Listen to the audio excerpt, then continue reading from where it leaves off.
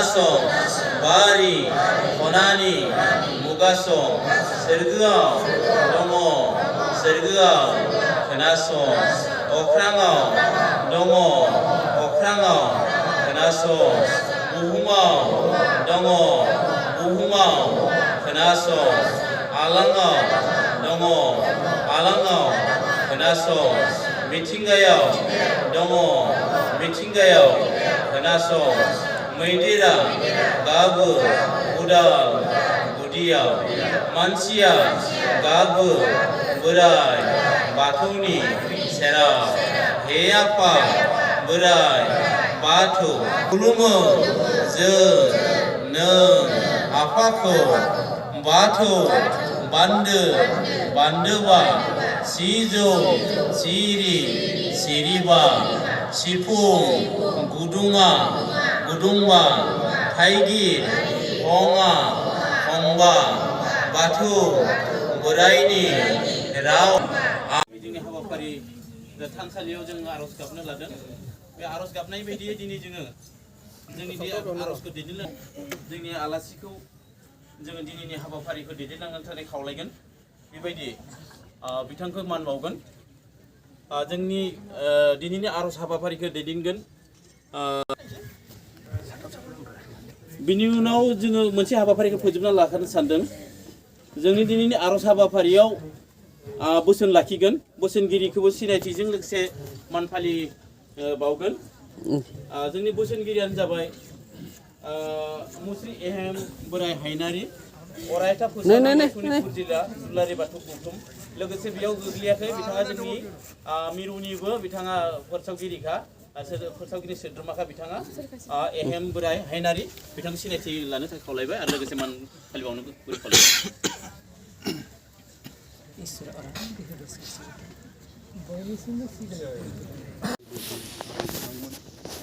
लोगोसे दाब दाब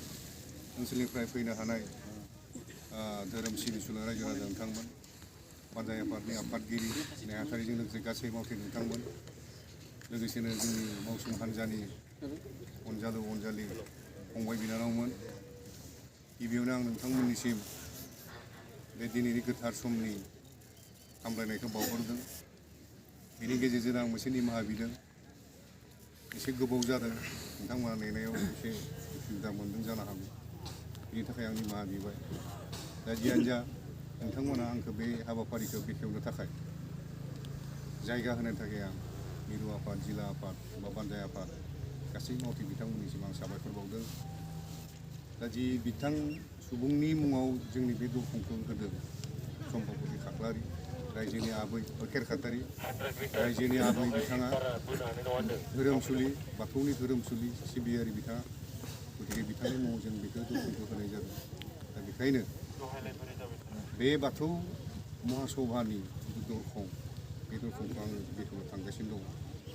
आसा खालामदों बे दरखंनि गेजेरजों जोंनि धोरोम सिबिसुला गासै रायजो राजा बिथांमोना हाबफैगोन मोजां मोजां बाथ्राखौ सावरायगोन जोंनि धोरोमनि अलखद माखासे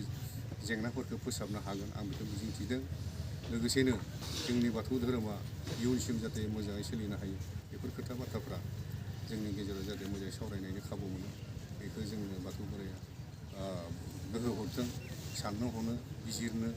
मोजाङै मोजां खुंफुंनो हाथों आं बेखौनो मिजिंथिदों गतिके आं बारा बुङा बेखिनि बिबुंथिदों नोंथांमोनखौ आरोबाव खेबसे हामलायथि बावनानै बेखिनि बिबुंथिखौ आं फोजोबबाय लोगोसेनो बेखेवनो आं आगान बिथांखौ गांसे आर'नाइजों मान बावनानै गाहाय दरखं बेखेवनाय हाबाफारिखौ जागायनो खावलायगोन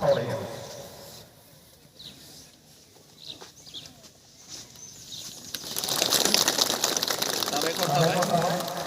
सार बिथांनिसिम दा गाहाय लांनानै बेखेवनायनि सिगाङाव फंनैसो बिबुंथि आरो बोसोर बिथांनिफ्राय जों खोनासंगोन बिथांखौ बे समाव बिबुंथिखौ लाखिनानै फंनैसो बुंनो थाखाय खावलायबाय Good news for everyone. For the academic year 2024-2025, admissions to playgroup, nursery, LKG and UKG are underway at Vidyavili Kids School in Habubari, Kokrajhar. This Vidyavili Kids School has many facilities for students like smart class and daycare, indoor, outdoor game, art and craft workshop, playful learning, environment and dance room, modern teaching aids, audio visual room,